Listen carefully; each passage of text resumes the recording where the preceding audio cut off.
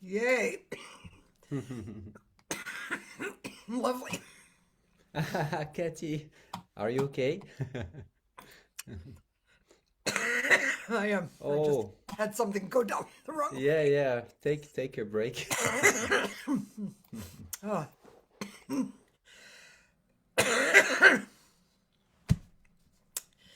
Okay, I'm just going to take a sip of water.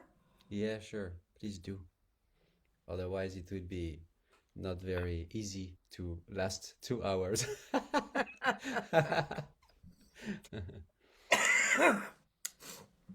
My guest today is Armel Dupas. Dupas.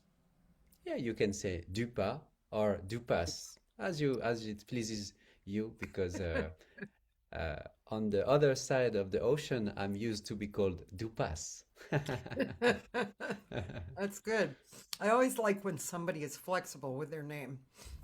You know, Yeah. I've had the opposite where people are very uptight about how the name Hmm. is pronounced. Hmm. I don't know. You Anyway, know, when you're called Armel and you are in the US and someone asks your name and you say Armel and they say what?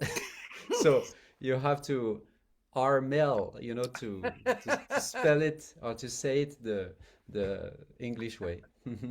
you've definitely had experience with that because that was Yes. very, yeah, Yeah. American Challenge. sounding. Armel. Challenging. Armel, yeah. And when I go in East Europe, it's Armel.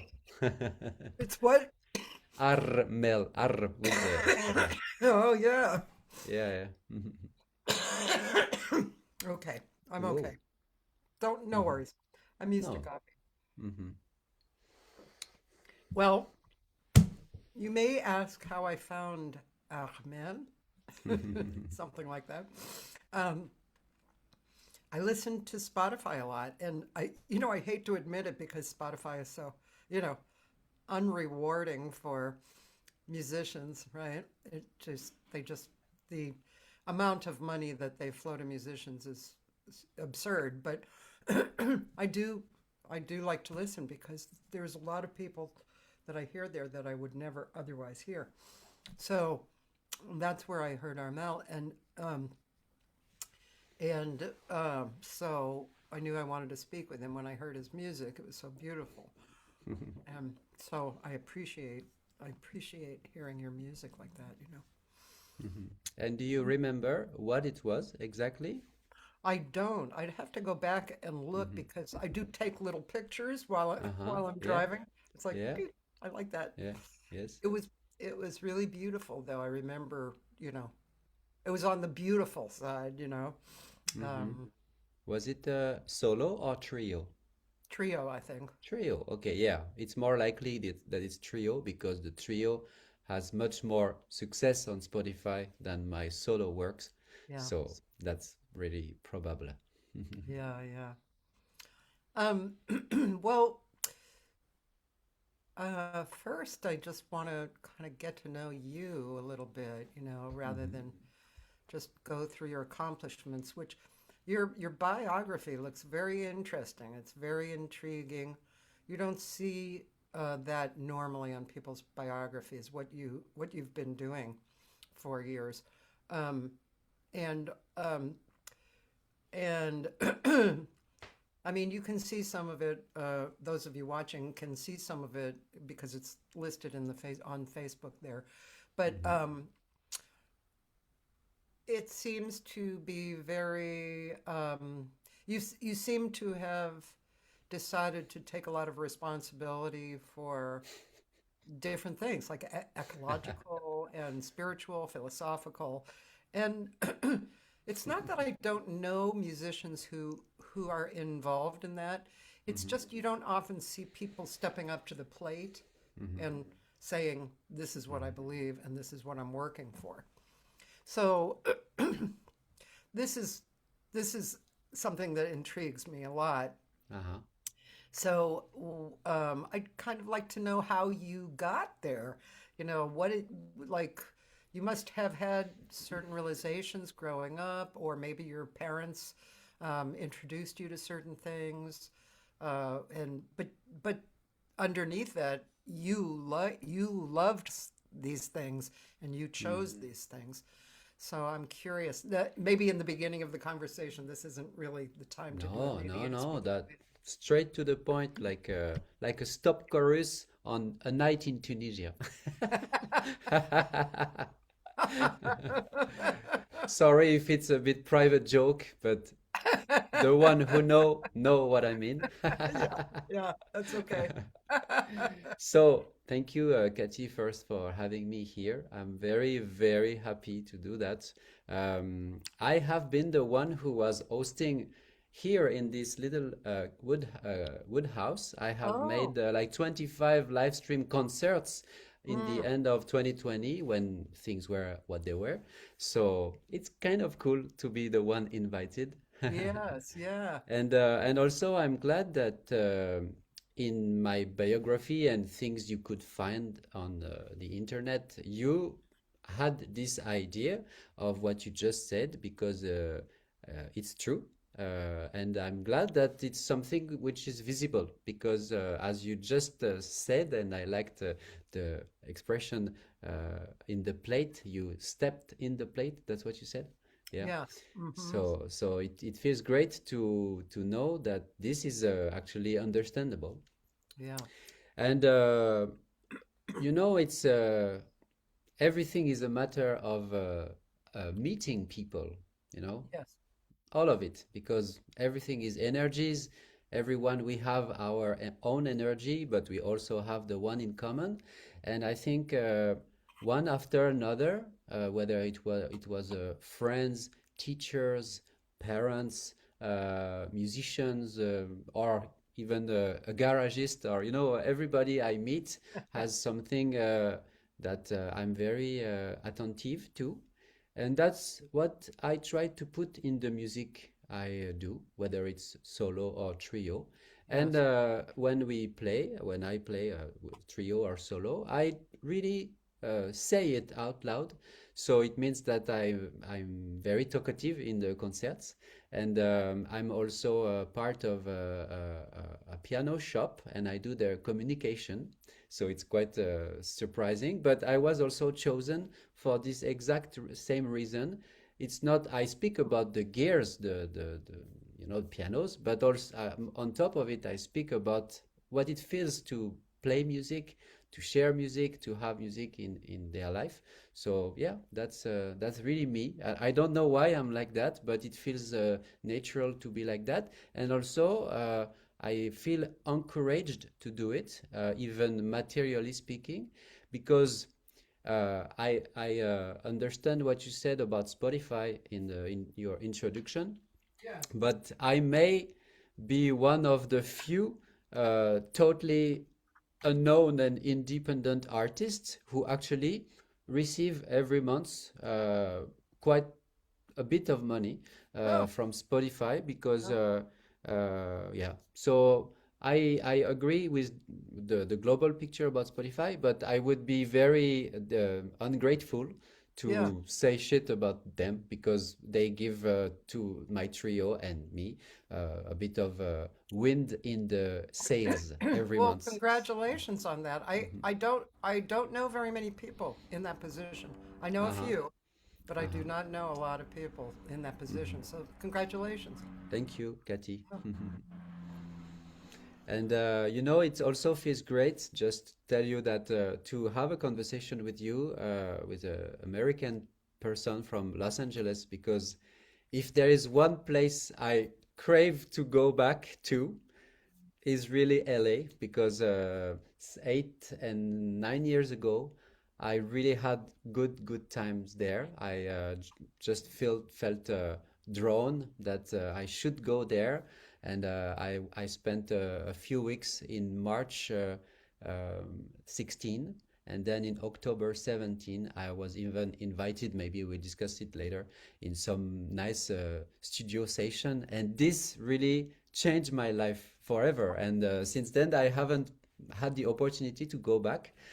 So I hope next time I will hug you for real.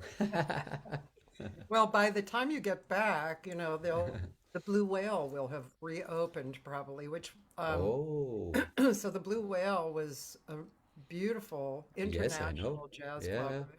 I know. Yeah, I've been there. the uh, Mm. the founder was a student of mine actually, Oh, and Korean and very good taste and a very unique, wonderful individual. And so it closed during the pandemic, and he was living back in Korea for a while, and then he just had to come back and reopen it. And it's going to be quite the place. He's got these incredibly grand ideas hmm, that are amazing, truly amazing, and he's a very unique human being. So hmm, that's probably going to be open in I would say the spring of 2026. hmm. So who knows? That's Maybe we can get a gig for you there with that that would would be be nice. pretty amazing, Yeah, and that would be even another one reason to come back. yeah, yeah, yeah. I'm sure there's a lot of players here who would love to play with you. If you Yeah. did you play here when you came? No, actually, no. Okay. No, I came to feel the air, to meet people, to Yeah, walk along the boulevard, and it's a yeah, bit cliche, like when you guys, American, come to Paris and go to Tour Eiffel. yeah, yeah, yeah.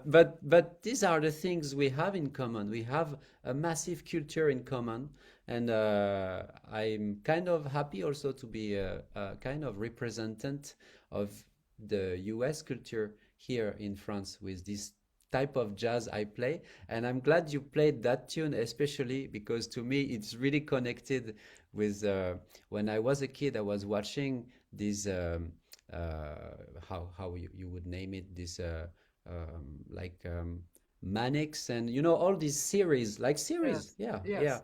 and with this type of generics, exactly the same style of music, down, down, and so That's this was true. a good introduction for this live stream. Yeah, there's so many. A lot of those shows used, jazz composer and arrangers, Yeah, right? yeah, Perry Mason was, that had a very distinct yeah. Dave Grusin. soundtrack. Hmm. Yeah, yeah. Yeah, yeah. So that's interesting.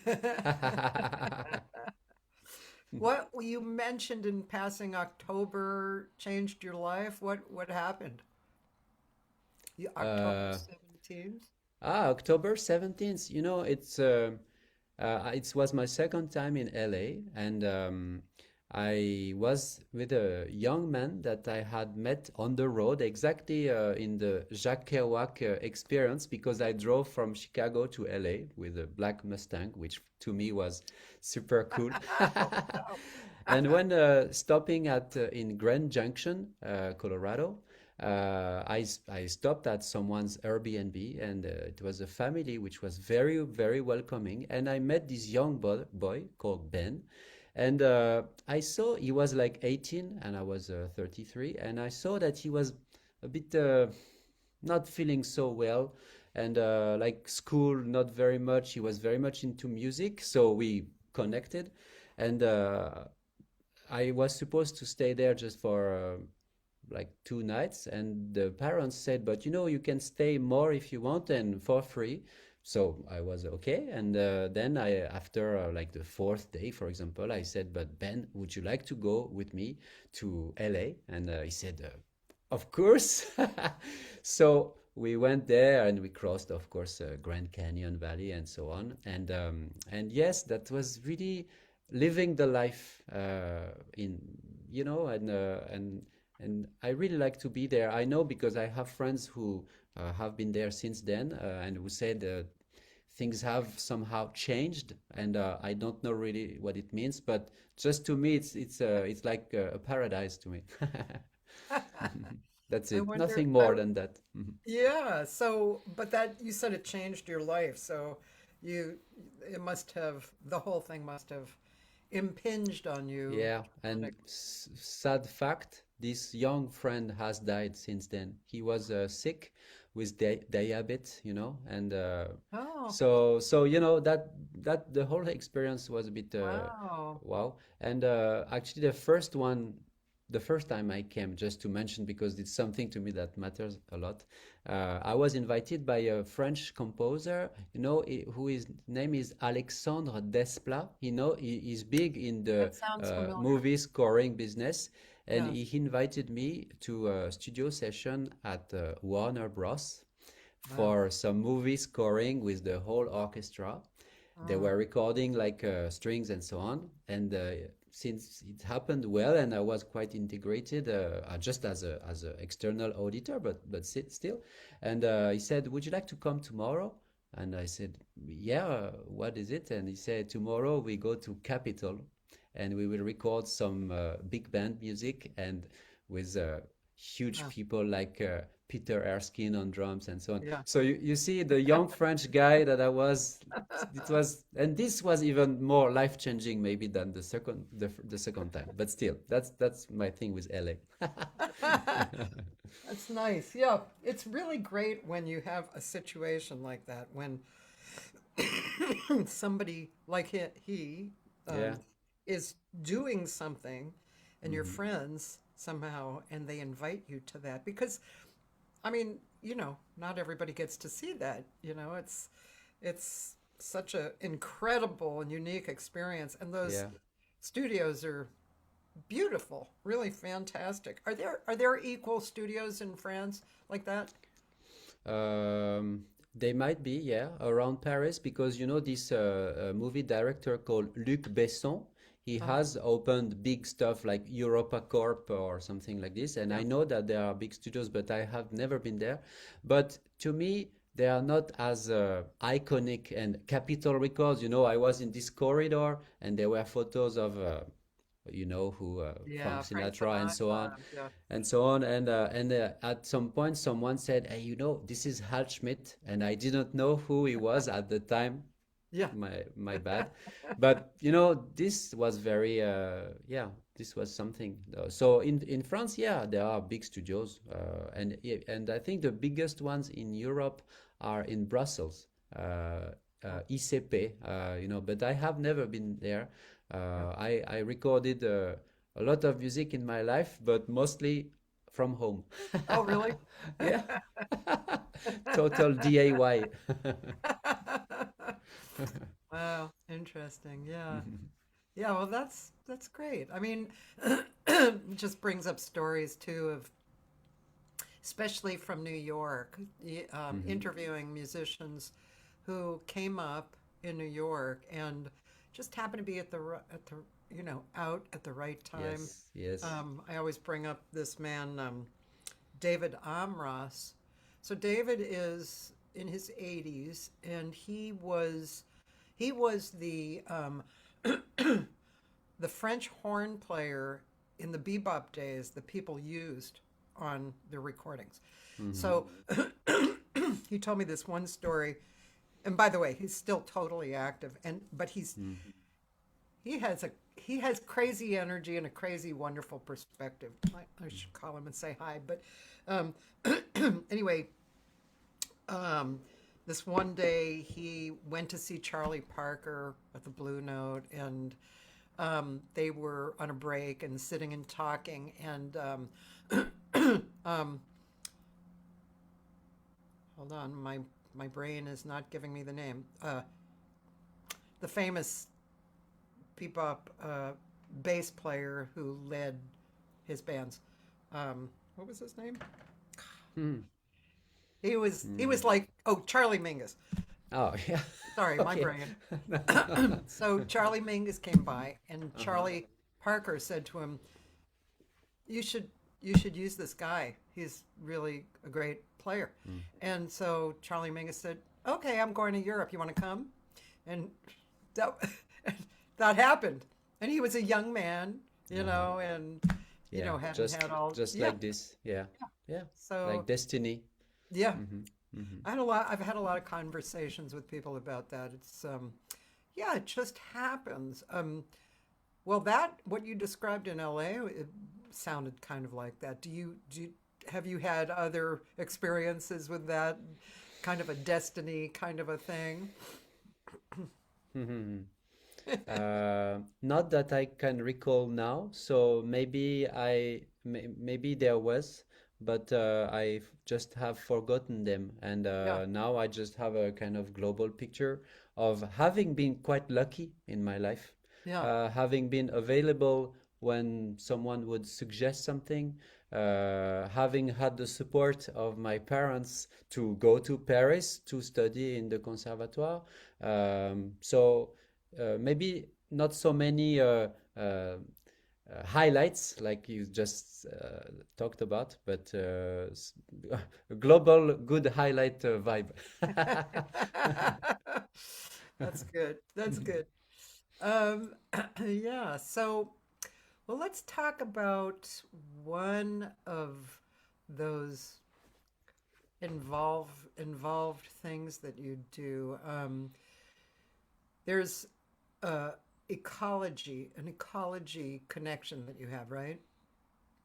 Yeah, yeah, like caring for uh, life, life. Like Yeah, caring for life. Well, that kind of yes, says it all. yes, Okay. yes, yes. Uh, and Also having kind of distance with mm, public opinion and not buying things on the first moment. For example, at this COVID period, I was uh, like stepping back a bit and being a bit hidden in the countryside in order to let things go and Yeah. have my feelings lead me more Yeah. than fear, which was not actually easy. And also the let's say ecological thing helped me make a little step uh, aside Yes. in 18 because I have been when I finished the Conservatoire of Paris in 2009. I was already working a lot, having gigs and stuff, and then I was on board for two 4 years tours from 11 to 14 and 14 to 18, and we traveled a lot in the you know musician way, like you you take off, you fly, you arrive, there is the pickup, you go to the venue, you go to the hotel, you go back to the venue, you play, you go back to the hotel, you go to the airport, and that's it. And for example, in my life, I have spent 23 hours in New Delhi Oh. just for one gig. And Oh. that was a bit frustrating. And when in summer 18, we went with my former trio to play in Norway. We took 6 flights for 2 concerts in front of 100 people each time. And that sounded a bit like so much energy spent. It was great. I have very good memories, but I had a bitterness. And so, just after this tour ended up, I decided to do more local stuff, here around my hometown in Nantes. Bon, in the end, finally, I met my girlfriend who is from Bulgaria, which is the other side of Europe. So now we either drive or fly maybe once or twice a year, but it's not as stupid as it could have sounded to me, although nothing was really stupid. But yeah, I care more about slow tourism, slow motion. Yeah, yeah, yeah, yeah. That's it. It's not really that much Earth planet, but it's to make things better and not so many things that you actually don't remember where you were 3 days ago. Yeah, yeah. That's Well, it. yeah, the touring that you described, yeah, that's just crazy stuff. And when you're young, I think, it's fine to experience that, but the more you grow through Yeah, your life and yeah, career, yeah, it's just you realize, I mean, yeah, you could say you're tired, but the thing is, you just realize what's important, right? yeah. And yeah, I'm definitely going through that period of my life. Um, I've been singing since I was 5, so Mm-hmm. I Mm-hmm. have just a lot of experience, a lot of different experiences, traveled a lot, and um, usually I have created my own gigs. I always joke that my dad was a sax player. I always joke if he had told me that I was the one going to create the gigs, maybe I wouldn't have become a professional singer. Uh-huh. Mm-hmm. But I mean, I don't think that's really true. I just Mm-hmm. joke about that. But Yeah. yeah, so, but it also seems to me like talking to people, especially around my age, that a lot of people are feeling like that. A lot of people are there, and just the time, the history of what's happening on the planet, people are saying, I have to have my happiness at least, because who knows what's happening out there, Mm-hmm. So yeah. So as a matter of fact, I did a show yesterday, and it was the first show I had done like this, either ever or in many, many years. Mm-hmm. I decided that I didn't just want to create a jazz show where people come to see me sing. And so I wanted to create an experience for the audience. Mm-hmm. And the theme was mankind helping mankind. I I got one, two, three, four of my friends to come in on it with me, and we created the show out of my ideas. And Mm-hmm. um, it was lovely. It was very unique, made people think, and it brought people together. There were several moments that the whole audience felt like one, you know, which, I Oh, mean, we feel like that when we're playing. And we hopefully the hope. audience picks that up. But to Mm-hmm. actually include the audience Mm-hmm. in that feeling, Mm-hmm. um, because of actions, that they Mm-hmm. actually do, I was very pleased with that. It worked out Sure. really beautifully. Bravo. Thank Great. you. Thanks. Mm-hmm. I hope I can continue that show or somehow develop it or anyway. But it was a good experience, and all that to say that um, that was unique in this time period, and uh, came out of what I am observing and picking up in the world, you know, good and bad, you know. Hmm. So that's that's something that I'm doing now.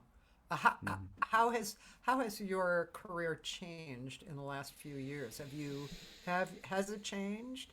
Yeah, but Yeah. in a so better way that I could ever expect. Although I have to create my own shows, exactly as you just said. That's why I think we feel connected, and I'm glad to be part of what you called your tribe before we started this live stream. Um, yes, it's very simple. Before, I was living in Paris, and uh, Paris is a very nice place for certain things, but it's very demanding in resources, in energy, in money, and so this keeps all of us, everybody, but I will speak more about the musicians, in a certain type of pressure. And after spending a bit more than 10 years there, I understood that this energy is just not mine. And every time I would go away, for example, in countryside, in the ocean, because I'm part of a city called Nantes, Nantes, which is like an hour drive from the ocean. So I'm kind of used to go to the ocean to feel the air. My grandparents, they were living in countryside when I was a kid. So I understood after having had my mirage fading away a bit, I understood that I was not anymore part of this community. So I just moved out from Paris and decided to do a lot of house concerts, at people's house, solo, without any amplification, any lightning, any artificial stuff, just pure acoustic 1 hour of piano. And at first, it was kind of difficult because I was very much used to the surroundings of the stage, the attitude, etc. And I could be playing in front of 22 persons, and 21 on 22 didn't know at all who I was, although I'm not a star, so I don't care, and didn't know what to expect. And they were a bit okay. And I had to, to really give a good energy for them to actually just have a nice moment. And this happened a lot in 18, 19, and stopped in March 20. And what I was very proud of, it was that a lot of them said, after the gig, we had conversations around a drink or a little apéritif, as we say in French. And they would say, I didn't really want to come, but someone convinced me. I don't really like jazz. I'm not very fond of piano, but I really liked it. And that's, and it still happens. For example, the last house concert that I did was like 2 weeks ago, and exact same thing. And so I feel like I'm a missionaire of Yeah, yeah. jazz piano, and I'm very happy to play in front of very small crowds. Usually, if the room is okay for that, I like to be completely surrounded by people, not to have this you Oh, are at the piano and everybody is at your right, and but yes. to really have the energy around.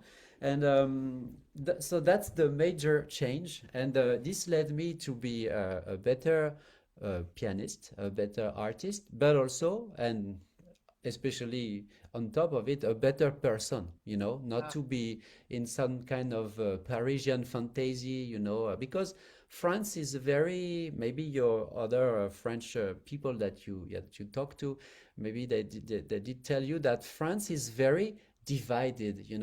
There is Paris, which is the total hip stuff, and rest of France, what that we call province, and people from Paris are a bit province, and this I'm proud to be from province, actually, and so this was the change. And to end up telling you that all these concerts, and the last one 2 weeks ago was the number 160, they are with free donations. And when I started doing that in 18, my friends from the world before, very established with a lot of governmental support and stuff, they were a bit like, what? You will be free donation, but you will never make it. And I'm sorry to say, but they were wrong, because when you are very honest and generous with people, they are equally honest and generous with you. And so I have good amount in the hat at the end of the show, and I can put gas in the car, good food in my plate, and having a nice little instrument with which I can do it, and life goes on. So that's the major change. See, I love that. This is what I like in my conversations here, to find out these kind of things, because I think this reflects the goodness of mankind. Yep, This I is agree. something I totally agree with, what Yeah, you're doing and your perspective, and it makes me feel great to hear that, and I'm I'm sure happy. other people listening feel great Yeah, too. yeah. Yeah, it's And people. by the way, Mm. one of my dreams actually would be to do it in USA, because Oh, that's in Canada that I had the idea, because a friend of mine who was living very up north in Yukon near Alaska, yeah. he had invited me to play for some house concerts, and that's here that I had the idea to bring this idea back in France and to start it, and I named it Home Piano Live, which is understandable by almost everyone, and that's it. So if someone here listens to me and say, oh yeah, we could invite him, that would be great. Well, I happen to have a very good friend, who he and I used to work together when we were in our 20s, and piano player, although he plays different instruments. But he he got a home in kind of a lower income area at the time, which has, of course, come Evolved. up. Yes, and he's a bachelor, so he put a lot of money into his house, and he had a separate business that was lucrative.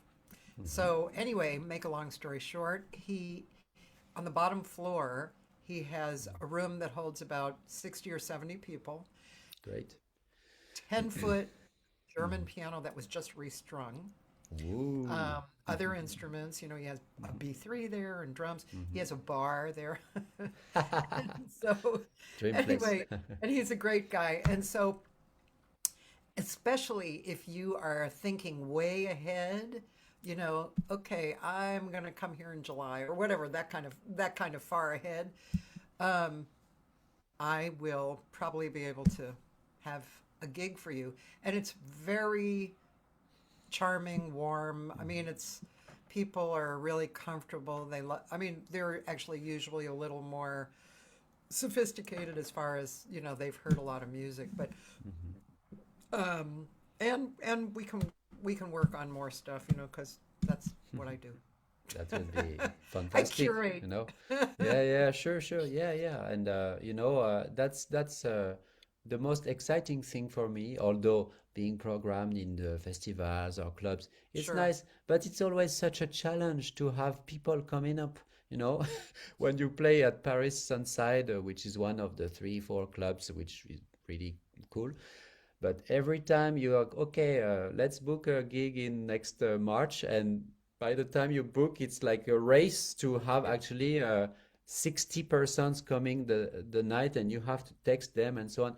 And at house concerts, this never happens, because the the entourage of this person who is inviting, they are just happy to show up, and they trust the person who is inviting to present, show new persons that they don't know, and that's much more human in the end.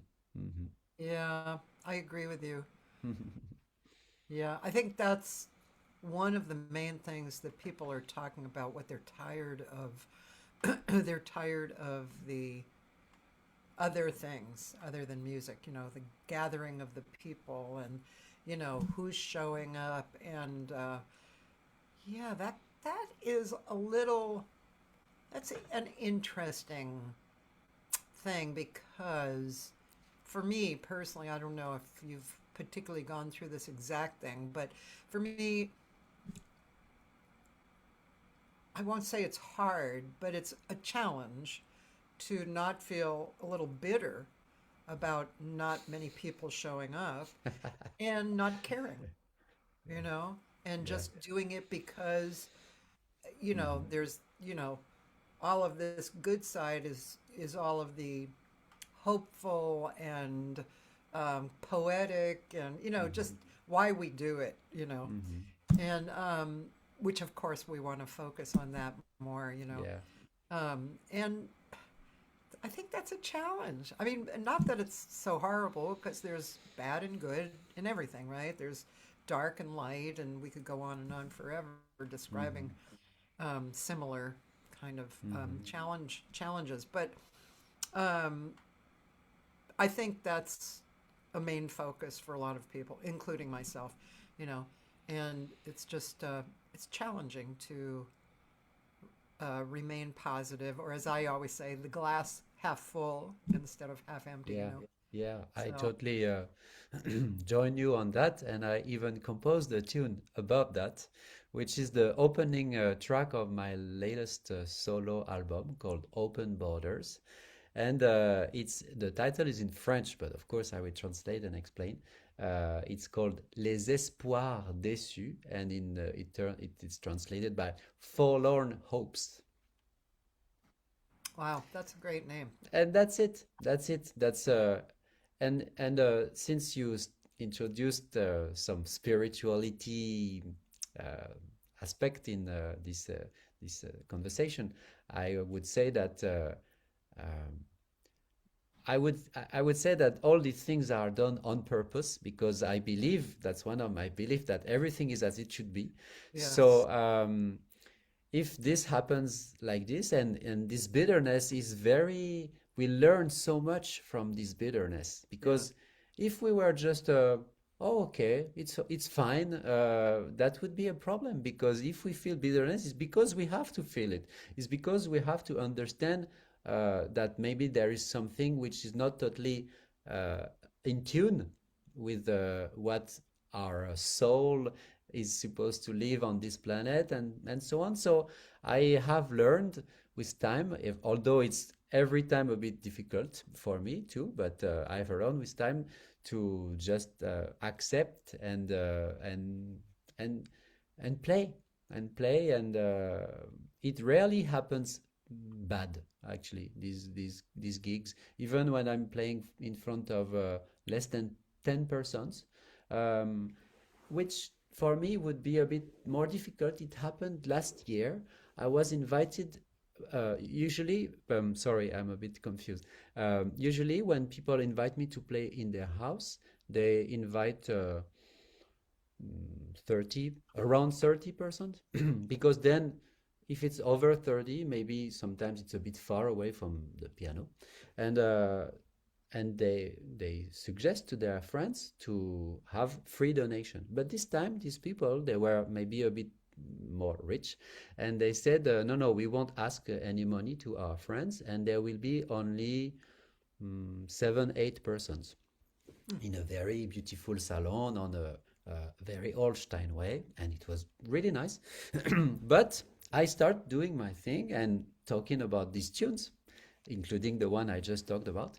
And a lady interrupt me and says, "But what is your curriculum?" And I was, I will tell you later because this was feeling so strange to be asked for whether I have been to conservatoire or some school while I was talking about uh, more personal and spiritual things, and that's for me is a bit challenging when I'm taken put away from what I'm supposed to do. That is so interesting. Wow. Yeah, I can really understand how that would feel, and Hmm. it's kind of fascinating, actually. Yeah, that's really wild. And I have a question for you. What was the name of this new show you did last night? Because you said it was different. Did you put a name on it or? Yes, and it's so fresh. I Uh-huh. know this sounds funny, but maybe you understand. It's so fresh and unusual that um, there are things that I don't remember, like the title. So Yeah. the No title was problem. Voices of Connection, an Hmm. immersive musical experience. Great. Makes And it sense. was it was Hmm. immersive. Hmm. I feel like it was very different, and all the people who were there, the performers and the audience, Hmm. really got that it was Hmm. unusual, Uh-huh. Voices and of yeah, connection. it was really beautiful. There was Oh. this one point in the middle that I wanted to do, and I was thinking before the show, should I should I really do that? And my fellow performers said they were thinking that too, but Mm. it was almost the best part of the show. So what I did was, let's see, I'm looking for what I did. So I said, I stood up and I said, how do we perceive human beauty? Is it physical or is it a quality of the soul? We want to know from you in these times, what do you do or what do you suggest to keep our hearts open? Hmm. And I went around the room. There was, like I said, about 20 people, and I asked each person. And that went on for, I'd say, I don't know, 12, 13 minutes. And Mm. I asked the band, I asked everybody in the room, and it was very special. You know, Mm. it was great. I mean, some people said the same things, but, Mm. of course, in their own unique way. Hmm. And that was one of the times when the room felt like one. It Hmm. was wonderful, really, really Yeah. good. Yeah. Even quite moving, I guess. Yes. Yeah. Yeah. It was very nice. But the amount of people too. I mean, I especially sometimes I'll do like a workshop. Either I will give a workshop or I'll have somebody come. But lately I've been doing some scat labs. Hmm. So for a very small amount of money, you can come Scat over and labs. we'll scat together, and Hmm. I'll direct, but it's not like a big. I normally do 3 hour classes if I'm really doing a workshop. This is like two, and Hmm. and all levels can come. But Hmm. even if I had one or two people, I still do it. Sure. And actually, those have been the ones that have come out with like two people. Mm. That We're crazy. has Yeah. actually been Yeah. wonderful. Yeah. Yeah. I guess And so. Yeah. and for each person, the last Hmm. one was an experienced singer, Hmm. and with a girl who's 16, Hmm. who's good. She's one of my normal students, Hmm. 16, and a woman who's 40 something. Hmm. And it was wonderful. And they Hmm. each gave into the Yeah. workshop, it was really great. Hmm.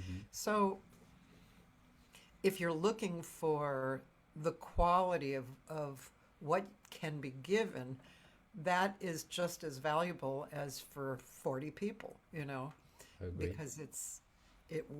we're More making dense. that. Yeah. Yeah. Yeah. Yeah. Yeah. Sure. Sure. Yeah. Can we listen to your song, that song, Oh, yeah, sure. I can Forlorn send you, Hopes? Is that yeah, what you said? Fallen Hopes. Do you want me to send you the link on Can YouTube? I find it on YouTube? I'll Yeah, just go sure. find it. I will send you on the chat. I will so that you can copy paste because it's called it's in French. Ah, okay. And there is a special letter, even two special letters that Excuse me. don't exist in English. Les espoirs déçus Okay. by Armel Okay. Dupas. I see. In the beginning, I might step out to use the restroom, but I'll be Yeah, listening. no problem, no It's not problem. far away. Mhm.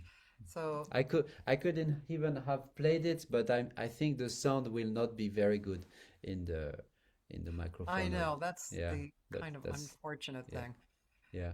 Okay, so now I'm going to show you what I see because it looks like there's a little bit of different things. Uh-huh. Ah, yes, yes, yes. So scroll down. I think if you, yeah, the this one, This one right exactly. here? This one, Okay, yes, yes, yes, is the one. okay, there we go. Maybe not the whole thing because it's a bit long. Can your That's all dentist right. withstand the Oh, I'm force sorry. of a golf swing? Terrible. Yeah, I'm sorry. I have a YouTube partner, so so I have commercials every time. Dentures. It's not a Which one do you problem. think will come out on I'm top? just I just Skipping. Voila. That's it. Yeah. all right, here we go. I'll be right back. Sure.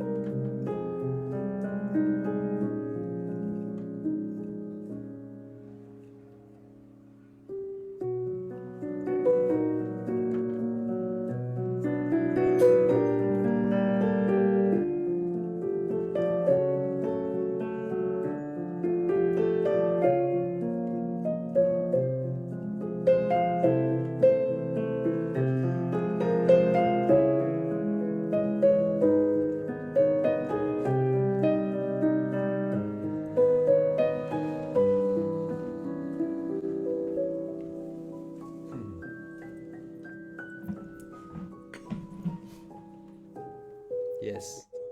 Now you can fade out because Well, with yeah. I don't mind listening. Okay. I would like to hear more. Okay. This is only 2 minutes.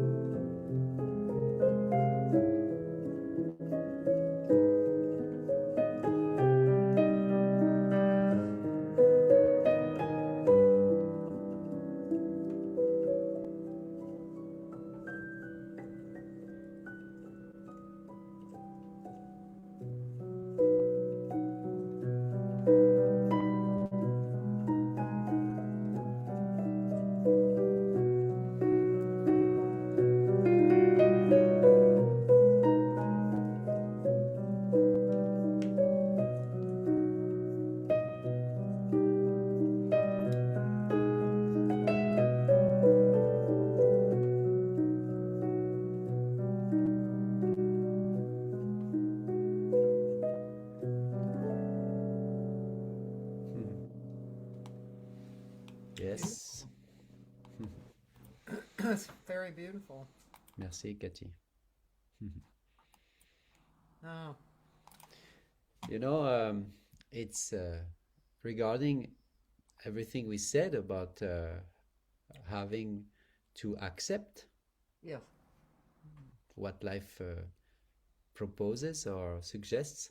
That's why I have this kind of happy end, you know, in B major, but with a bit of doubt on the latest, very last chord, which Yeah. is like E minor 6 on B, which is Mhm. you don't know. It's not a real conclusion. It's like open. Yeah. Yes. There was a moment when it reminded me a little, just for a moment, of Cinema Paradiso, which Ah. the music I love. Hmm. But of course, there's everything in there, right? Everything, everything who you are coming through you and presenting itself. Very, very beautiful, beautiful song. Merci. Yeah. Well, I feel really lucky to be a jazz musician um, because it teaches us about life through jazz, right, or through music, and there's so many lessons that it gives us, um, and that song makes me feel like that, because it's stating what is, it's moving through, and it has this improvisation in the middle, and as you say, there's these feelings of uh, positiveness, openness, and darkness, lightness. Hmm. So it's pretty cool, right? Yeah, and it's a nice tune also to start this concert because I play this open border thing when I played solo. I play exactly the set list as it's recorded, and it's not by chance. I wanted it that way, and it's actually great because it's not pushy at all. It's not da da da. It's a kind of invitation, and Gentle. also Yeah. yeah, and also since of course, when you start a concert, you haven't played just in the hour before, so you're a bit cold. And this is a nice way to go in the piano, in the sound of the instrument, whether it's mine, this little piano I transport with me, or someone's piano that I don't really know.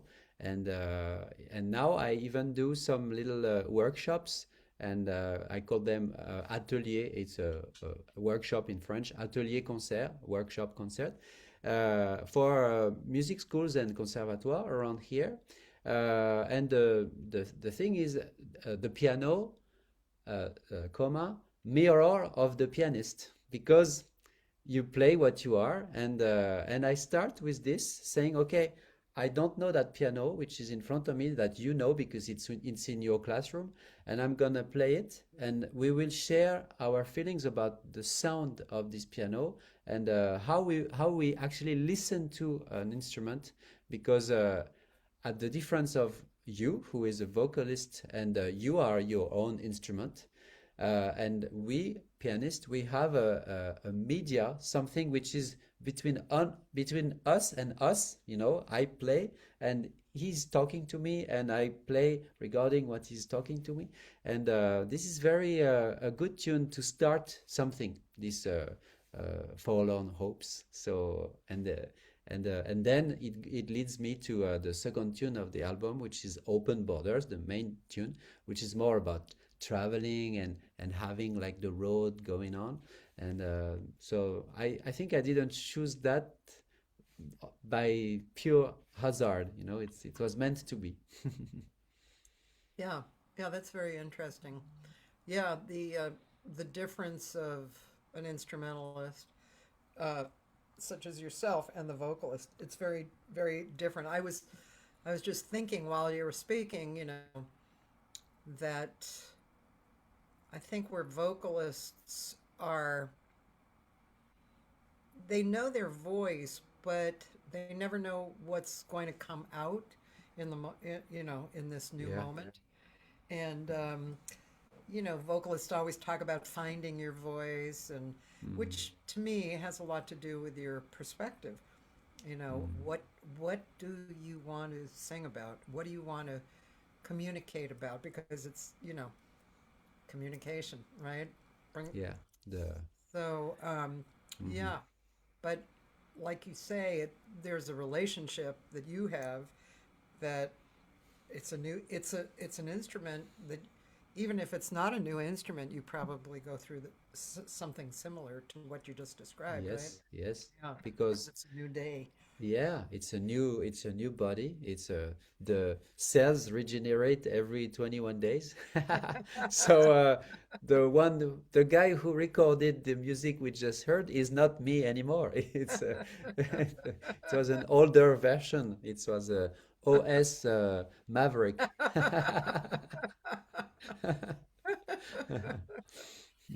Yeah. Yeah, that's pretty cool. Um, so this record, this new recording, is Open Borders. Is that reflective of uh, the all the songs on it, or was that just that song and you decided to call it that? No, no, it has a story. So it was released last March, Uh-huh. at the end of March, and it's my I think my eighth solo or album Oh, or ninth yeah. solo album, and it's completely related to the new chapter in my life with my girlfriend Diana, who is, as I said a bit before, from Bulgaria, Yeah. and it's very simple. It's that at the end of 2022, after being together for 6 months here in France, we decided to fly to Bulgaria and to come back by car with all her stuff, with her car and her cat, which is just behind my laptop here. And the feeling of after having done this road trip in USA, it was my actually second big road trip, but it was in Europe. And as you probably know, the borders of Europe haven't been open all the time. You know, before there was even a division between West and East. And which is interesting is that I'm a Western guy and Diana is a Eastern lady. So I realized that now, and I hope for a bit more time, we could drive almost without being stopped, except in Serbia, because Serbia is not exactly the European Union. But apart from that, we could just drive from Austria to Hungary to, and that was such a great feeling. And I thought that yes, Diana and I, we are exactly a representative of these open borders, and also, of course, it's the mindset of being open in your personal borders, your anger, your everything that is. So I wanted to explore that feeling with this music, and I some of the tunes already existed before I had the idea of the album, and some came after I decided to name it that way. And they are very important to me, these tunes, because I can speak, as I said before, I can speak about many topics. Like, for example, there is a tune called Le Dilemme, the dilemma, which is exactly the feeling I had at some point, because COVID helped me to really open my consciousness to bigger than us. But at this moment, I became a bit not very much rooted. I was a bit floating in the air and only interested in the NDE and stuff like this, like very high stuff. And at some point, I understood I had to go back on my feet had to touch the ground again. So it's the feeling of being stretched out. There is another tune which is about uh, people who were here on this planet and who went somewhere else, And sometimes I believe that they send signs. So the third tune of the album is called Les Signes in French, which means signs. So and some other, but I won't tell you the whole story because it would be too long. But I like to speak about those things, and usually after this solo concert, people and especially women come to see me and to talk to me, and sometimes with a bit of tears in their eyes, and saying, what you played was great, but what you said moved me so much because I found myself in what you said regarding being stretched out, or being about the people who have just passed. Everyone has someone to think about when you say someone who has just passed. All of us. But the occasions, and especially collectively, to think about our beloved ones who have passed, they are quite rare. And these solo piano concerts, they are done for that. And usually, exactly as what you said about your experience from yesterday, it's quite strong. And I really like that. So this is Yeah, the Open Borders experience. that's wonderful. I love that. Open borders. Yeah. That's it's such a strong image. Um, yeah. My mind is thinking. Yeah, yeah, sure. It came from something quite um uh, real. I mean, a border, between two countries, which is open. So it's something a bit concrete, let's say. Yes, yes, And progressively, it led me to yes. something more abstract, or Yeah. even spiritual, or philosophical. Yeah, absolutely. Mm. Yeah. Well, as I said, earlier,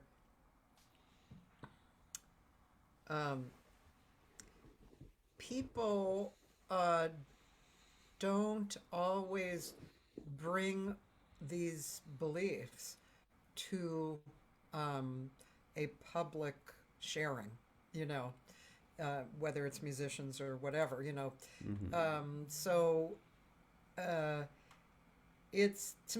I would hope that I could be more and more like that, Mhm. and I guess you have to be a little bit brave to be so vulnerable and show exactly what you're Yeah, thinking. yeah, But um, I think I do that a little bit in the songs that I compose, yeah. because I don't compose for commercialism. I compose for, whatever is going Expression. on inside of Yeah, me. yeah. Yeah.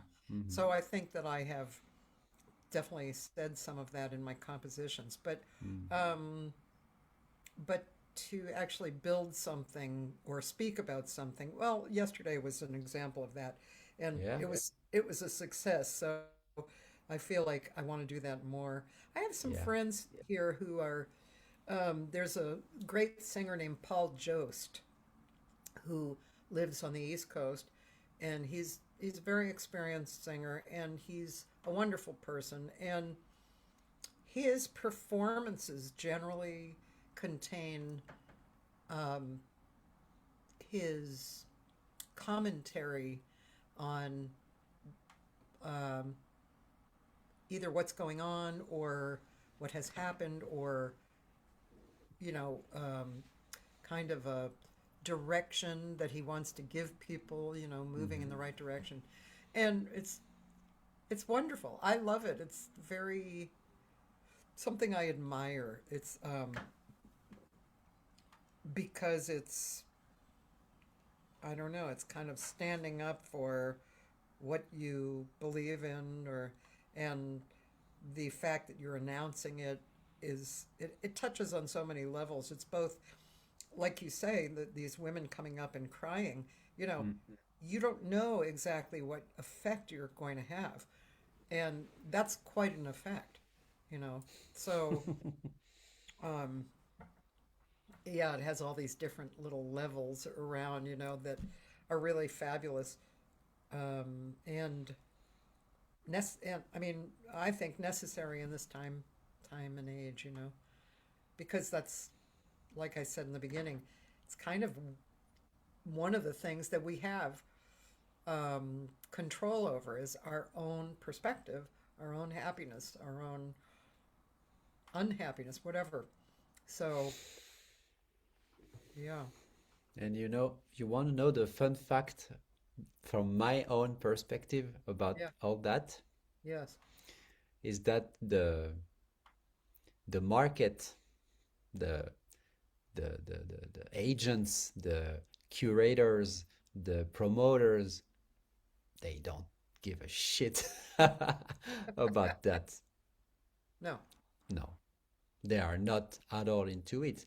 And at the beginning of the year, I played a short extract of that show for a bunch of promoters around here who had been invited to listen to different artists, like showcase. yes, And I knew some of them, and I didn't want to change anything. I want to be authentic to what I do because it's what I care about. yeah, And and of course, there was a kind of a challenge because if they would like it, they would buy it. you're right. And actually, very few of them bought it, but some did. Yeah. Mm, I will yeah, play, for example, in 1 month in a Mediatek. It's like a library. And but I had a feedback from one of the organizers, and she said, yes, they all said that you are an extraordinary musician, but they felt it was a bit um, the word in French is lisse, which means like too too clean. It was voila, you are too clean, you want, yeah. And I was very angry because yeah, as you said, and these were your words, so I wouldn't say from myself that I'm brave because that would sound a bit like pretentious, but since you said it, yes, this contains a certain amount of engagement to do that. And the fact that they don't recognize that and that they even put their audience away from the potentiality of it, this yeah, sometimes makes me a bit bitter. But yeah, as we said just before, farewell. It, it's as it should be. yeah, yeah, yeah. I can understand that, and that's one of those things, as you were saying, as it should be. When you do see something that you don't like, then you know you have an urge, a healthy urge to create something off of that, that's in a different direction that you do like. So, yeah, I totally agree with that. I mean, one of my friends asked me, what was one of your biggest realizations, that you Mhm. had? And I said, to tell you the truth, I said, actually, the negative things that happened to me were my biggest realizations. Bravo. Yeah, those, and I kind of cherish them looking back, Uh-huh. I mean, Yeah. of course, when you're going through stuff, it may not be fun, but Hmm. if you observe it as a lesson and you come out of it, it's great. That's why I say it's like jazz, if you Hmm. play a wrong note, Hmm. it's, you know, it doesn't have to stop you. Sure. It's a bouncing off point, right? Hmm. Hmm. Yeah. So, yeah, there's um Los Angeles has become a really good place for music. And I mean, it always was, but it just, has changed over the years, right? When Yeah. I first moved here, I was 21, and Uh-huh. in that time period, there were the music and the musicians were different, of course. That was a Hmm. long time ago. It was like Hmm. basically 50 years ago, and Hmm. the music was a lot more straight ahead, Hmm. and that was what the musicians were. I mean, they were still these incredible souls, but still the music was different. And then over the years, now what you did, by the way, when you came here just to look around and get involved and just not with this kind of purpose, I'm going to go and do some work. Mm. I always used to tell people when they came to town and they'd say, "How do I get In. involved with Mm. people?" Mhm. I would say it's going to take about a year. And Mm. just go out and see people, introduce yourself, Mhm. maybe play with some people, and then you'll be where you should be. You'll Mhm. be playing with who you Mhm. should be playing with. And Yeah, yeah, that's true. but um, in the recent, I don't know, 15, 20 years, the music has, gotten more modern, like the Blue Whale, is deals with that. And in the last year or two, a lot of musicians have moved from New York to Los Angeles. It's easier to live, and just because a lot of musicians are moving here, that they're moving. Becomes, yeah. Yeah. So Mhm. it's really it's quite interesting right now, the musicianship in Los Angeles. Um, and there's a lot going on. People say there's not a lot of clubs, but people are playing a lot. On one night you could go four places at least, to see people. Mhm. So it's pretty interesting. The Mhm. Blue Note actually came to LA this last year. Mhm. So I've seen a few people. I'm going to go see Charles Lloyd next week there. Yeah, so Mhm. it's very nice. It's really beautiful in there, and um, they don't have a lot of, what I call jazz in there. They have more contemporary, mixture. But they Yeah. do. I saw Kenny Garrett there. Uh-huh. It's one of the best concerts I've ever seen. He brought he brought his whole self, Mhm. up to the present, and you would have liked that concert. It was very Mhm. organic, and it was a piano bass drums. Can't remember if there was a guitar. I don't think there was. There was Kenny. There was a vocalist who wasn't per se singing songs. Mhm. She actually was more like another horn player Mhm. Mhm. and Yeah. a separate percussionist. And Mm. it was great. And he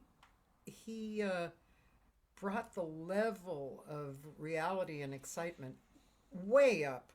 And at the end, people were actually up and dancing. Mhm. It was Mhm. great. It was Mhm. wonderful.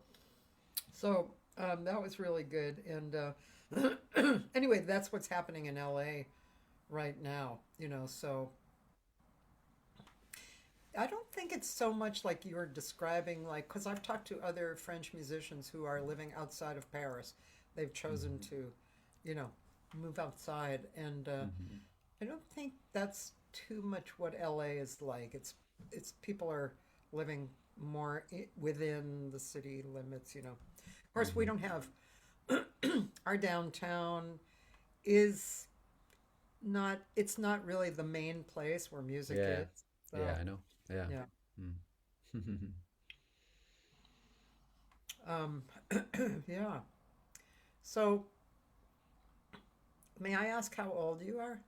I'm 41, Okay. born in 84. Sometimes I regret I was not born in 82 because it was the year of release of some Michael Jackson big hits. But 84 is a quite iconic year as well for some other reasons, which are maybe less fun than Thriller or I'm very very big fan of Al Jarreau's Breaking Away album, of course. Of course, how not to be? But the LA 78 82 that you were there actually, Yes, as I if was. I understood well, Yes. actually it's the music I listen to a lot, like Richard Page's all the music produced and recorded by Jay Graydon. Yeah.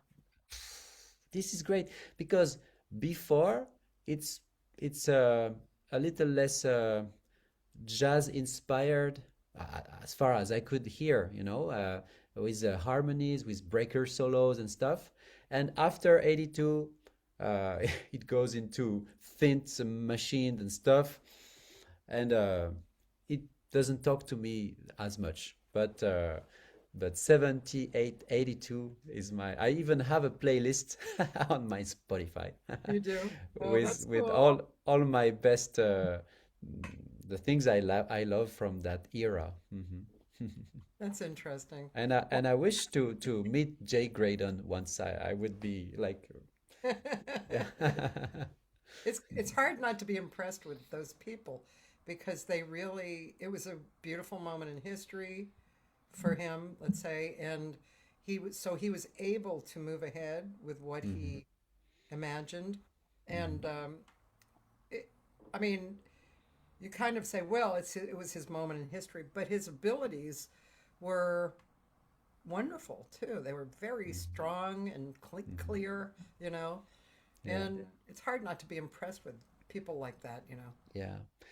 If I can add something, I have because since I'm interested in all these things, sometimes I try to find interviews or documentaries and so on, and sometimes it will be a bit not so pleasant what I'm gonna say, but who cares?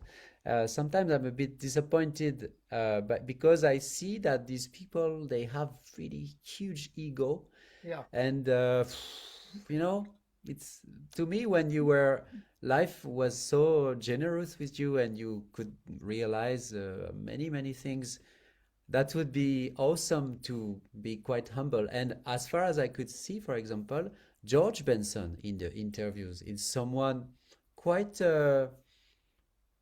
humble and grateful for all the things that went well. And Quincy also was, as far as I could say, maybe was not so much, but I don't know. In the interviews, the feeling I have is that it's like I remember, for example, a funny thing. Once he was near the pianist Alfredo Rodriguez, a guy who plays Latin, excellent Mhm. music, and Q says, you know, it has been the same 12 notes for so long, and we are still around those 12 notes. And that was very simple, but so so great and so I don't know how to express. Sorry, it's the limit of my English, but that was great. And I prefer when great artists they are like that. They still have the flame, the vibe, and they are not yeah, I've been doing this and that and this. So this is just what I wanted to share as an external guy. I agree. And, Mhm, sometimes you see that in different expressions that one artist will have. There's an interview, or they're playing, and their personality is coming out while they're playing, or you're just speaking to them. you know, I won't mention a name, but there's an artist who I had played with, who was a big artist, and he played beautifully with what my project, and so I was friends with him, and over the years he did a few things that were um, very distasteful to me. Let's put it uh-huh, that uh-huh, uh-huh. way. There was, I'll just tell you about the situation, this one situation where a friend of mine had a beautiful club. He actually built it because he was a cabinet maker and stuff. And Mhm, his wife was a pianist. They had two pianos in there. It was really beautiful. And he was a great bass player. He played with Carmen McRae for a mhm, long time, and he mhm, had an incredible sound. Um, and um, this piano player named Dave Mackay, who was a blind piano player and an incredible, very, very incredible. mhm, Anyway, he created this gig with them. This mhm, person was a drummer. So I went to see it. There was going to be two sets, and the first set, the drummer was started off very simply, like he was playing for a wedding or something, that kind of Mm-hmm. simple. Mm-hmm. Which I was like, okay, all right, well, yeah, he's starting off like that. As the Mm-hmm. set went on, he never changed that. He never became who he actually is, which is like a gorgeous player. And I, as you probably can tell, I don't get mad a lot. Mm-hmm. I'm, I have a high Yeah. tolerance You level. smile a lot. Yeah, yeah. So I see that. but one thing that really annoys Pissed me you off. is, Yeah, yeah, yeah, is yeah. how musicians treat their own music. Mm-hmm. That can really just flip me off. And so Mm-hmm. I started getting mad. Mm-hmm. And I started trying to like calm myself down, and then I would get mad again, because I felt like he was, do you know the word like dissing? It I, means, I I understand. I understand in yeah, the context. Yeah, yeah, it's putting down, yeah, you yeah, know. yeah, yeah, And yeah. I felt like he was putting down these other players who Mm-hmm. he had no real right at all to put Mm-hmm. down because Mm-hmm. they were, fabulous. Anyway, Mm-hmm. so make a long story short, this person over the years, I've seen him do it again and again and not Mm-hmm. be the incredible musician he is. So it's interesting because players can um, have different effects in their playing and their communication and their interviews, Mm-hmm. But I mean, in all, Quincy Jones has always appeared to me to be a humble, great musician, which is actually one of the things that attracted me to jazz when I Mm-hmm. was young. My dad was a sax player, so I Mm-hmm. listened to a lot Mm-hmm. of players. But one of the first concerts I ever went to with my sister was the Modern Jazz Quartet. Oh. And so we Mm-hmm. were sitting in the front row. It was a small Mm-hmm. room. Mm-hmm. And I was so impressed, not only with the music, because, it's a very high level, but Mm-hmm. they looked beautiful. They all had suits on, and they obviously respected each other. Yeah, And yeah. so that whole experience for me was beautiful. And that over time, again and again, whether it was listening or speaking to people or whatever experience, when I saw that, I was attracted again Mm. to what was going on. It was Yeah. just so good. Thank you for sharing that, Katie. It means a lot to me. And as I said at the very beginning of our conversation, I I really appreciate to talk to you and to have this. Is it West American, Californian? I don't know. It's just you who you are, but I feel very connected to this mindset that you have and the references that you relate to. And sometimes I feel very disconnected from the vibe here.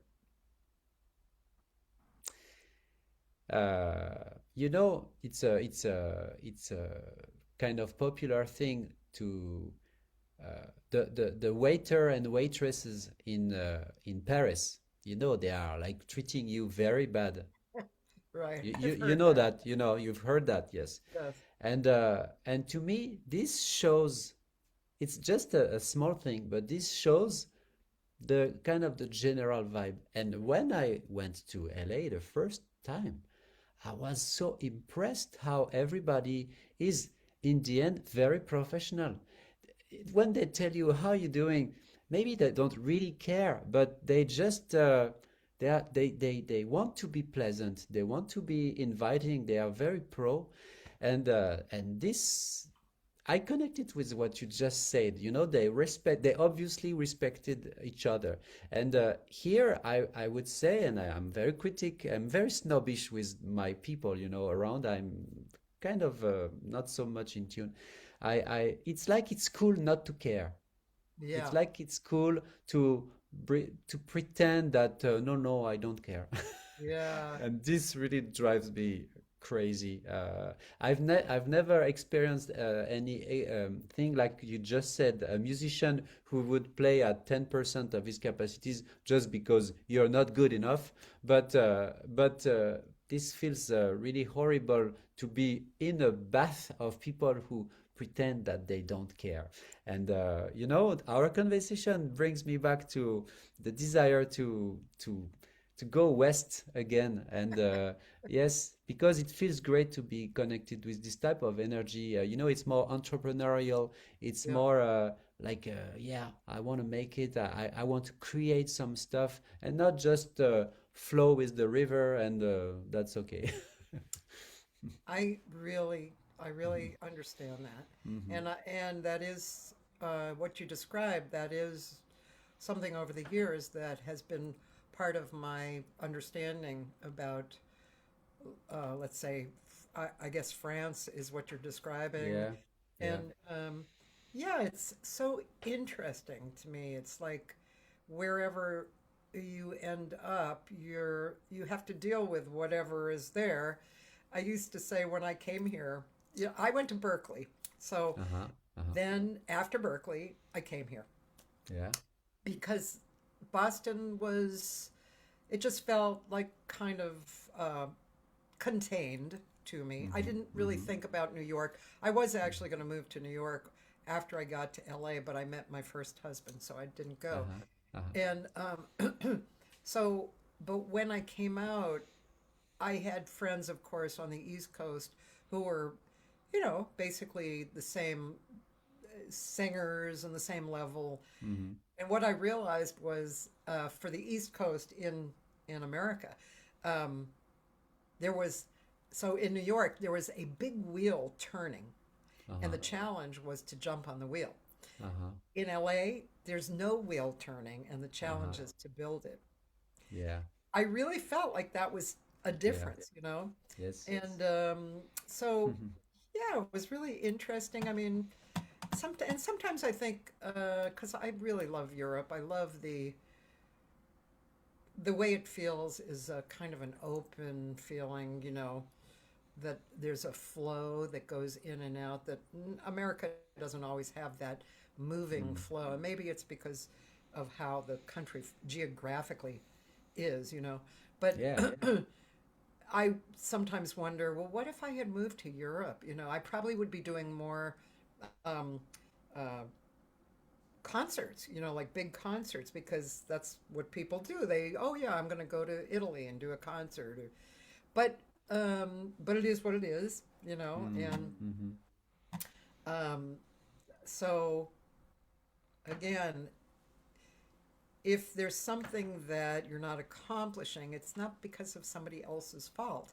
It's just Mm-hmm. because your road hasn't created that. And if Mm-hmm. you That's really true. want that, go Go. ahead and Yeah, yeah, yeah. That's create true. it, Yeah, right? that's Yeah, that's true. That's true, yeah, Cathy. yeah. Thank you for reminding me. Not to forget or give up. Don't give up. I love that song. Yeah, yeah, yeah. Have you been to Japan or any Asia? In Asia, yes, in Taiwan and Uh-huh. in New Delhi, as I told you Yeah. earlier, but not in Japan. But fun fact that you speak about it, because today with a friend who is also my PR assistant, or just the guy who works with medias, we were talking about it because with my trio we have been recording new stuff which are, from our perspective, very much Japan jazz friendly.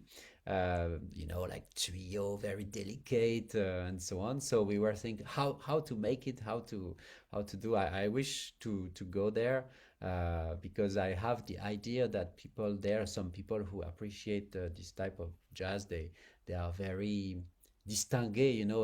It's like they like thin and fine things, and so that would be great. Have you Yeah, I been think, there? Yeah, yes, I've been to yeah. Japan a lot, kind of like a Uh-huh. second home for me. Really? I go every Wow. year now still, yeah. I've been Wow. going there since 1980, Mm-hmm. and the first 10 years I went 3 times a year. And Wow. then, yeah, yeah.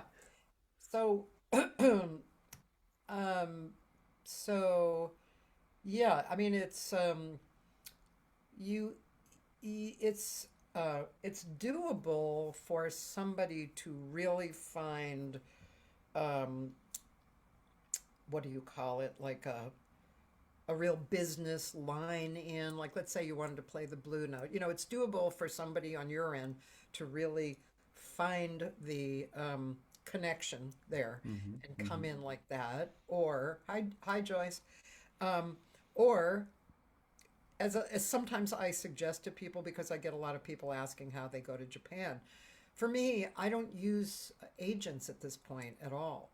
Mm-hmm. I have friends there who will set up the gigs. I'll just say I'm Wow. coming in May, and Wow. yeah. And Cool. so, but what I suggest to people, again, it's kind of like the LA thing that I was talking about, takes a year. If Mm-hmm. you go there and you meet people and you sit in and you, again, like you said, you make relationships. Mm-hmm. And then, I mean, once you know people, they're very loyal, Mm-hmm. Mm-hmm. extremely loyal. And then that leads into more. The first bunch of years, I worked with a piano player who lives there, who's an American. And he's Mm-hmm. kind of like a Keith Jarrett style. All And right. he does very well there. Mm-hmm. Yeah. So you're right as far as the quality that they, I mean, of Mm-hmm. course, there's different qualities that people Yeah. like in the book, but Mm-hmm. that high quality, Mm-hmm. definitely people Yeah. love Would that. Would you please write down his name so that I can check Yes, what I he's will. doing? Yeah, that Yeah, would be great. Yeah. yeah, he's quite a good player. Philip Strange. Philip Strange. All right. Yeah, and he did come here for a little bit, but I think it was a little disappointing for him. I mean, in Japan, he's kind of not. I don't know if a star would be the right word, but Yeah, but many people someone. know of Yeah, him, yeah, yeah. and Okay, he has great. no problem working. You know. Mm-hmm, mm-hmm. Yeah. So Yeah. Actually, to me, the question for quite a big amount of time now has to be shall I stay here? And for now, we are here and we are kind of happy here and doing nice things. But uh, it has been a reoccurring topic and question for me. LA, Japan, why not? But also much simpler Germany, because Germany is also a nice place for jazz performers. But in the end, after all, it's just a question of the living. Uh, mm, can you rent a little room? Can you support yourself in an unfamiliar place? Um, and also for French people to come and work in USA, it's kind of tricky as far as I know for visa reasons and so on. So you can always say that you come for tourism and finally meet people, but that sounds a bit, yeah. I don't know. It's an idea I have that it's not so easy yeah, to yeah, do. Yeah. right.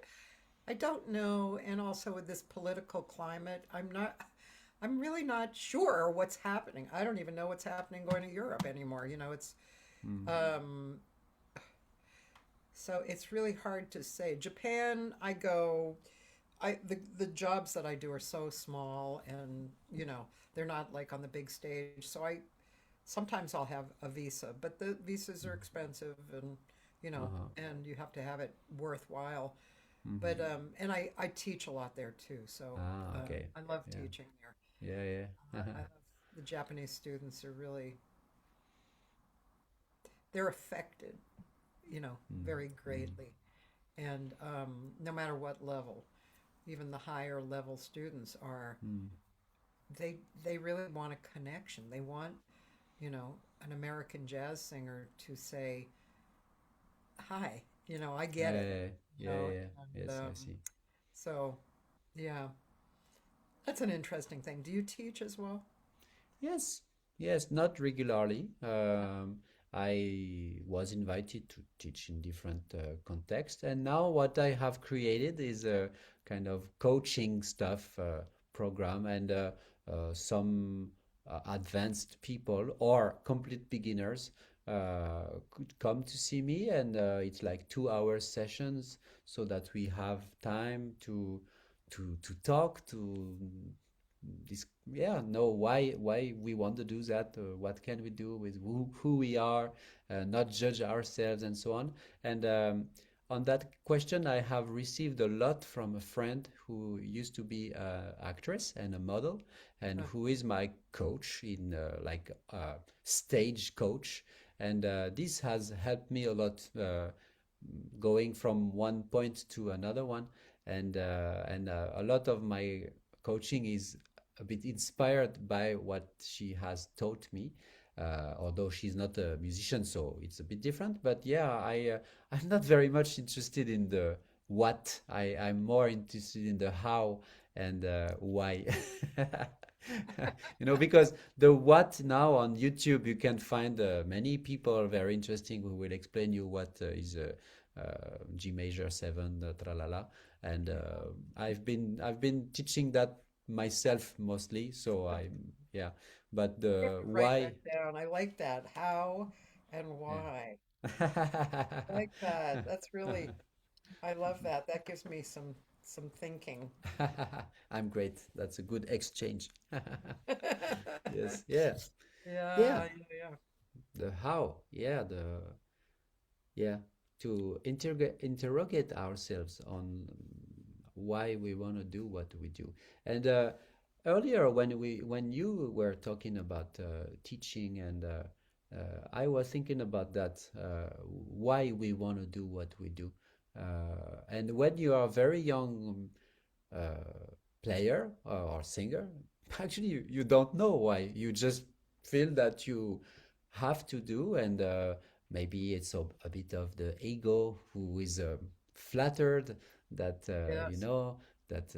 it's I've been through that, of course, but now I try when I play not to prove anything. And just before we had our session, I was practicing, because tomorrow I have the first of 8 gigs, woo, with my trio, and we play in a conservatoire in a city not far from here, and it's the city where the bass player Jules was born. So I was imagining that there would be all his musicians friends, to be surrounded by this type of energy of people who are a bit hmm, how we and I was a bit scared, and I said, okay, imagine it, and play as if you don't have to prove anything. So to play less, to play softer, and not to show up, or show off, sorry, so show off.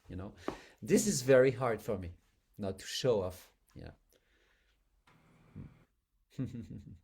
Well, that is a common uh, goal. I want to say Mm, common goal, I think, that uh, people with awareness think mhm. about. Yeah.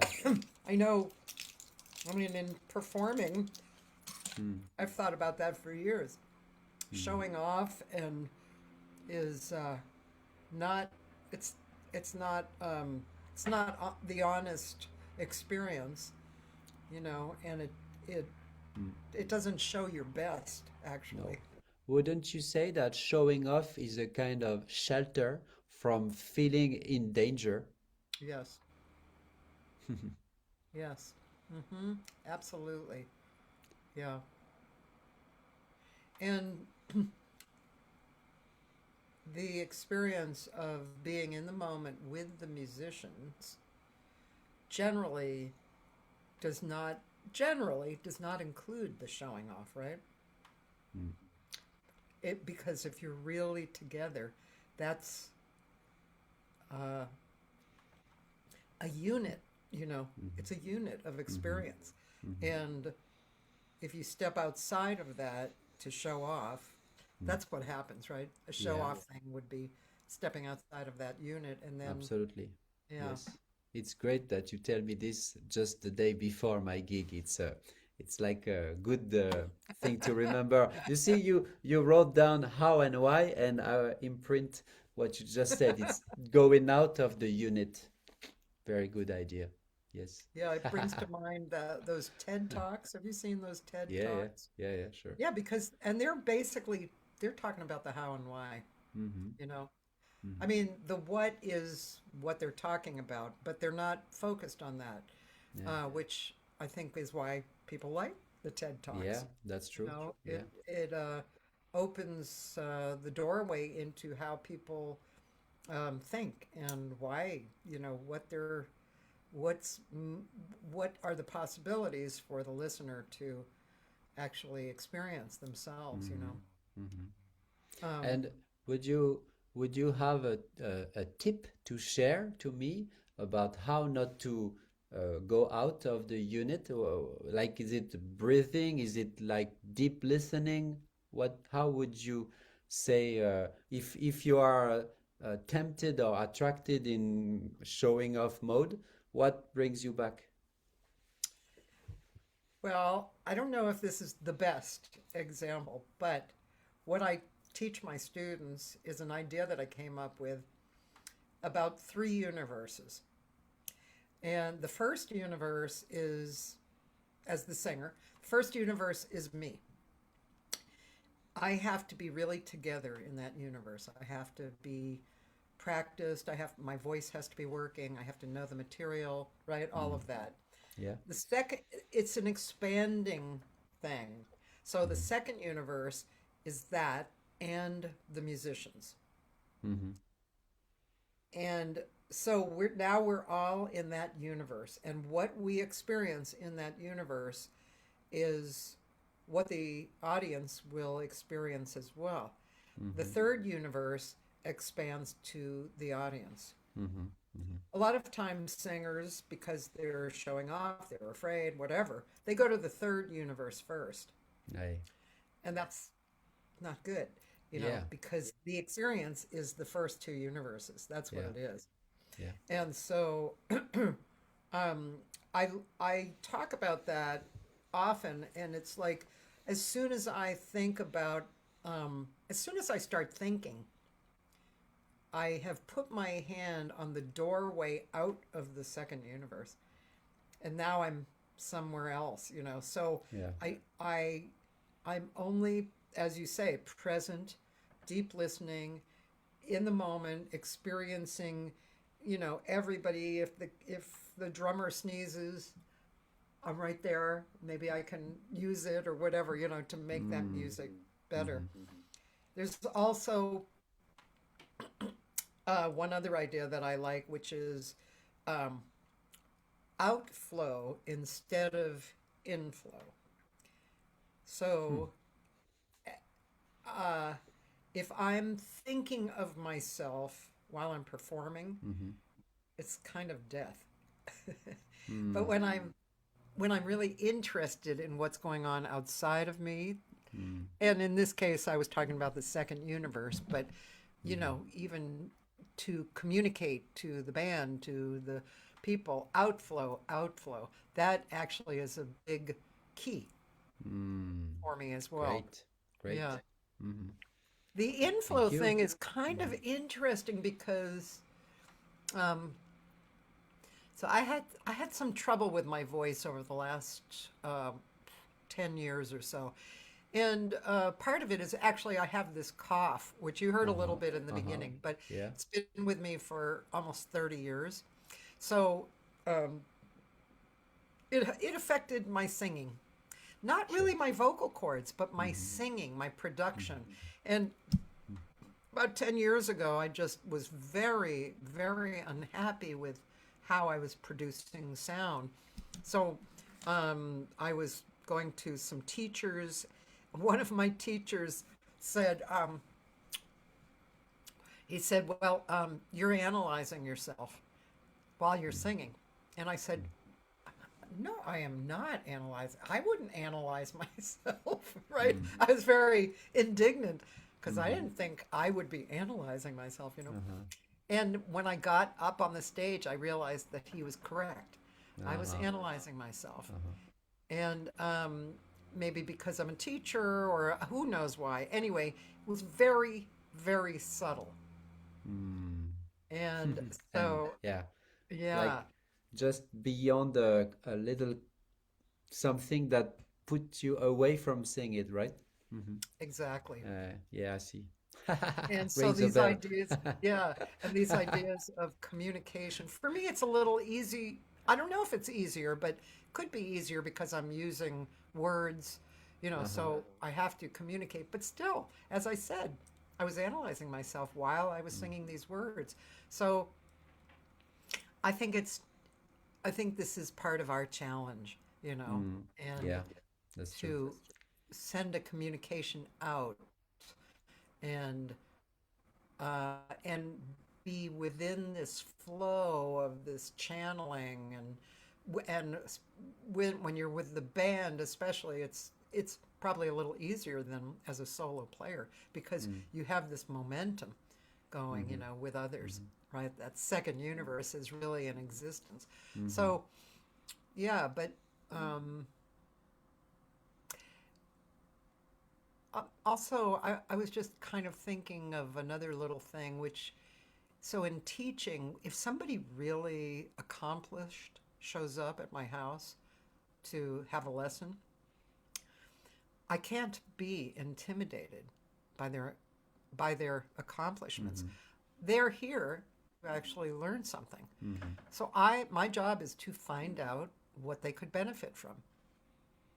I see. So that's another thing that it's like your job is not to be intimidated with whomever is in the audience. Mm-hmm. Mm-hmm. It's to find out what they could benefit from, you I see. know, That's a and good and have an idea. open channel. Yeah, Yeah, yeah. your image has been frozen for like 10 seconds. Oh, really? Yeah. Okay. Uh, okay. Just yeah, Not on it's this side, but who knows? okay, great. Yeah, it's very interesting. Thank you, Cathy, for sharing that. It helps a lot. Good. Yeah. Hmm. My friend Joyce says, I appreciate your honesty about it being difficult not to want to show off. Uh-huh. Nice way to say it, She to put it appreciates into your words. honesty, yes. Yeah. Yeah. Oh, hi, Mark. Great. Um, there's a little less communication here today, but Yeah. I know people watch and they don't, you know, they may not speak or ask questions and stuff. Um, so, um, yeah, we're getting close to the end here. Well, actually, we can end off, but um, it's been really lovely speaking with you. I mean, see, now Likewise. it's a beautiful thing that your music spoke to me Mm-hmm. and introduced us. You know, it's True. really lovely. Yeah. Yeah, yeah. So you've accomplished that I'm very proud of in it. your Yeah, music. yeah, yeah. Yes, that's what it makes bridges between people as Diane Reeves that you had on your channel made this beautiful Yeah, album Bridges 1999 that has been yeah, one of my if I had to take one on an island that could be this one. yeah. Billy Childs and Beautiful. yeah, yeah, yeah. That's it. Yeah, yeah. Really beautiful, beautiful experience. Mhm, Yeah, she's a person who's been very tenacious, committed, mhm, and on in all the good ways. I admire her. mhm. Very good. Yeah. My one of my island records is a Marvin Gaye record called What's Going On. Uh-huh. That record was just iconic for me in so many different ways. Mhm. I just don't think I'd ever get sick of it at all, you know. Uh-huh. So, Great. Okay, but you Cathy. know, when I was at Berkeley, it was the 70s, you know. Yeah, yeah, So there was a lot more than just jazz then, you know. yeah. Golden years. Am I still frozen? Yes, Am I but still frozen, Armel? yeah, yes, but well, Okay. I can hear you very well, so it's fine. Maybe it's my All right. communication Well, which is not so good. well, thank you, Armel. Thank you, Cathy. It was really nice. And you know, to tell the truth, it's the first time I have a 2 hours uh, interview, so to speak. Although it's not an interview, it's more a chat, but in English because Yes, you know I speak every day English with my girlfriend, but to speak at home is right. something. To speak to someone you don't know in is another thing. But I think I managed not so bad. Well, you did very well. You did very well. I Thank you. thoroughly enjoyed it, and I'm Okay. sure everybody understood. Thank you. Yes.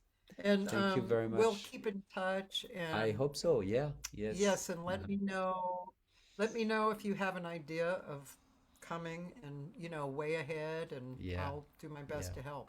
Thank you very much. And I will keep an eye on who's next on your show. Okay. Okay. All right. All right. I'll just tell people, but you can actually, if you would like, you can leave and I'll tell people who's coming up. Hmm.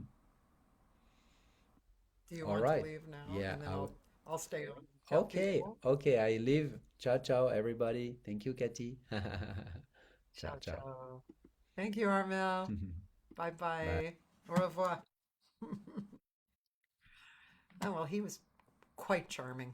See, it's amazing. You can just meet people all the time, all over the world who are like-minded, you know. It makes you remember, you know, part of the reason I like this is because it makes you remember that politicians are not really the larger amount of the people on the planet. They may be in control of certain things that look like they're the only ones that count, but they're not. We, the people on the planet, count, and we are very much the same all over the world. Um, so I really like to have that feeling. I wanted to tell you that Wednesday I have a special guest, Michael Mani, who is a business person, and he's he's a very interesting guy. It'll be at 12 to 2. And then next Monday, my friend Michael Steffens, who is a drummer, jazz drummer, great person, and he's an author of several jazz books. And he has a book that's out, just come out about Bob Brookmeyer, who was a very famous arranger. Um, so uh, these next 2 weeks, basically, I have people on Wednesdays and, of course, the Mondays. So I hope to see you again. Thanks for joining us. And again, I thank my guest, Armel Dupas. Dupas? That's probably how you pronounce it. And hopefully, you'll have a great week. I look forward to seeing you again. If any of you are in Los Angeles, I have a new club that's happening downtown called Birds of a Feather Jazz Lounge.com. I'm going to write it down. Birds of a Feather Jazz Lounge, downtown LA. And uh, Saturdays, if you're in LA and you want to go to the beach, Saturday mornings I have a steady gig, 9:30 to 1, at a place called Brightside Brightside Country Kitchen in Santa Monica. There we go. Okay, whoops, I didn't mean Monica Salmazo. I'm not sure why that popped up, but oh, I know, because Santa Monica. That's funny. Santa Monica. There we go. Okay. So that's every Saturday morning. Okay, ladies and gentlemen, have a wonderful day. I have worked so hard in the last few weeks. I'm going to go very slow today, and I look forward to it. So, goodbye. Have a good time.